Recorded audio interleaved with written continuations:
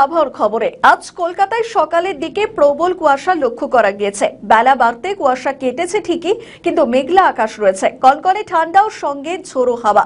সর্বনিম্ন তাপমাত্রা 14 ডিগ্রি আশেপাশেই থাকবে বলে জানাচ্ছে হাওয়া অফিস।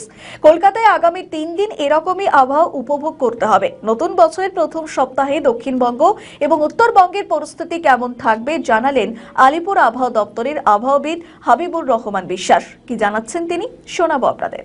এখন যেটা আমাদের রয়েছে আজ গত 24 ঘন্টাতে তো সব জায়গাতেই শুষ্ক আবহাওয়াই ছিল। আর তাপমাত্রা যেটা রয়েছে, যেটা আমাদের রাতের তাপমাত্রা আমরা বলি, যেটা মিনিমাম তাপমাত্রা বা ন্যূনতম তাপমাত্রা, সেটা এখন বেশিরভাগ জায়গাতেই স্বাভাবিক বা স্বাভাবিকের থেকে কোথাও কোথাও 1 ডিগ্রি বা 1.5 ডিগ্রি পর্যন্ত কম রয়েছে। আর আমাদের কলকাতাতে যেমন 13.5 হয়েছে আজকে সকালে, এটা 0.3 স্বাভাবিকের থেকে কম, স্বাভাবিকই বলা যেতে পারে।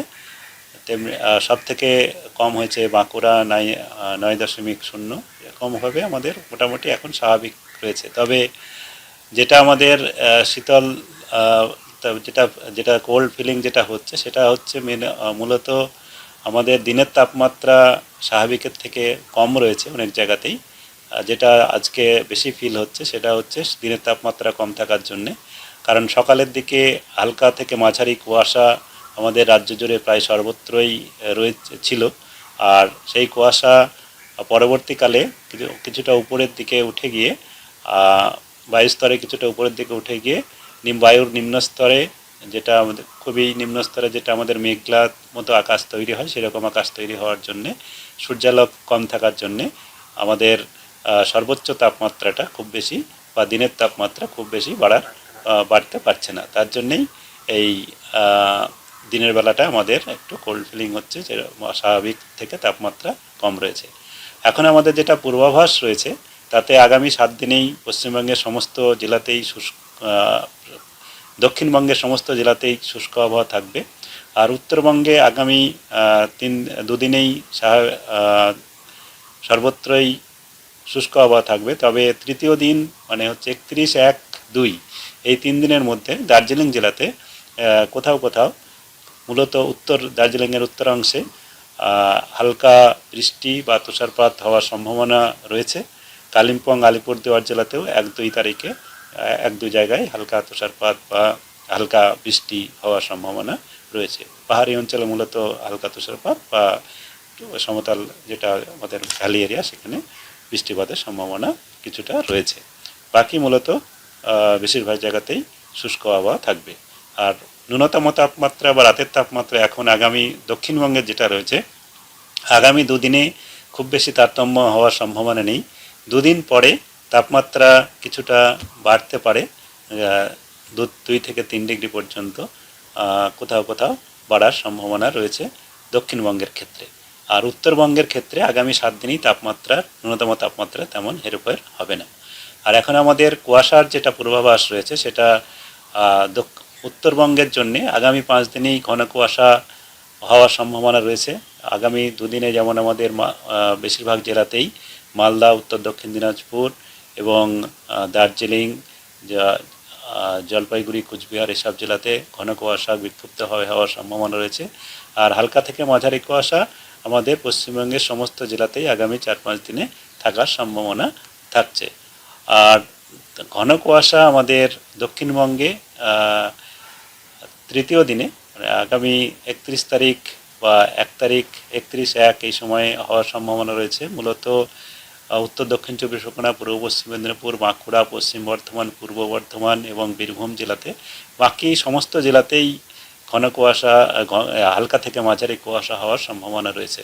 এবং হালকা থেকে মাঝারি কুয়াশা যেটা রয়েছে আগামী 2 দিনে, সকালের দিকে হালকা কুয়াশার পরে তারপরে যেটা আমাদের শিশির পড়া মতো ওয়েদার, সেটা থাকবে এবং তার সঙ্গে কিছুটা বায়ুর নিম্ন স্তরে মেঘলা আকাশ মতো হবে এবং তারপরে দুপুরের পর থেকে আবার সেটা ক্লিয়ার হবে, যেটা আমার আজকে রয়েছে। এরকম আগামী 2-3 দিনে এটা থাকবে। তার জন্যে সর্বোচ্চ তাপমাত্রা কিছুটা আগামী কয়েকদিনে কম থাকার সম্ভাবনা আছে। কলকাতা তার পার্শ্ববর্তী অঞ্চলে যেটা রয়েছে, কলকাতাতে আগামীকাল তাপমাত্রা 13 থেকে 14-এর মধ্যে, তারপরের দিনেও 14-এর আশাপাশি, তারপরে আবার 15 থেকে 16 এরকম হওয়ার সম্ভাবনা রয়েছে। তার মানে বছর শেষে আপনি বলতে পারেন আমাদের আজকে যেমন 14 থেকে 14-র কাছাকাছি থাকার সম্ভাবনা রয়েছে, তারপরে 1 তারিখে আবার 15-র কাছাকাছি থাকার সম্ভাবনা রয়েছে। আর কলকাতাতেও সকালের দিকে হালকা কুয়াশা, হালকা থেকে মাঝারি কুয়াশা হওয়ার সম্ভাবনা থাকছে আগামী 2-3 দিনে। এই হচ্ছে এখনকার আমাদের পূর্বাভাস। তাহলে স্যার শীতের যে একটা যে আমেজ এবার তো কলকাতা অনেক বেশি পেলেও বলা যায়। হ্যাঁ, এবারে কি হয়েছে আমাদের অন্যান্য বারে বা এবারের মতো অন্যবারও হয়েছে, কিন্তু গত 2 বছরে যেটা হয়েছিল সেক্ষেত্রে কি হয়, যখন সেক্ষেত্রে কি হয়, সেক্ষেত্রে অনেক সময় আমাদের পশ্চিমী ঝঞ্ঝা বা আমাদের পূর্বের দিক থেকে ইস্টার্লি ওয়েভ যেটা আসে তার জন্য অনেক সময় বৃষ্টিপাত হয়, মেঘাচ্ছন্ন হয়। তার জন্য টেম্পারেচার অনেক সময় তার আগে টেম্পারেচার অনেকটা বেড়ে যায়।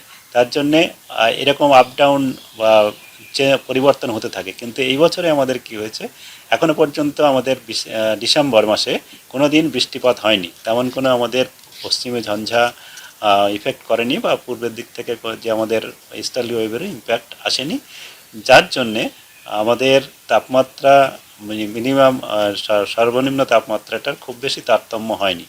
স্বাভাবিক বা স্বাভাবিকের থেকে +2 থেকে 3 ডিগ্রি এর মধ্যেই থেকেছে, যেটা স্বাভাবিকের থেকে যে 4-5 ডিগ্রি বেশি বা কম সেরকম তারতম্য হয়নি।